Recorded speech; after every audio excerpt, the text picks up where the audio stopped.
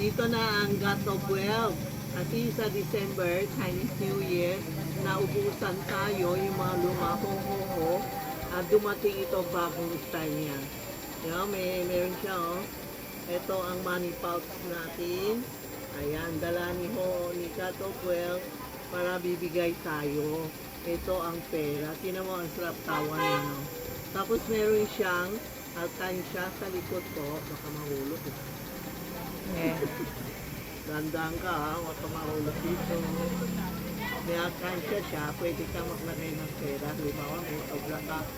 Santiago. Kaso po yan, bibigay kita pera ha. Yan po. Siya tatago pera mo. Tapos dito, may nakasulat siya Sai. Ito ang pera ng Chinese. Sai is pera. Ibig sabihin, si God of Wealth, dumating na sa bahay niyo. Ang ganda. Tingnan mo. Pwede ito, pangdikit. Kasi meron siyang stick yun. Double adhesive. Yan. Ang ganda, hindi ba? Aber kayo, tatlo lang. Nabenta isa kanina.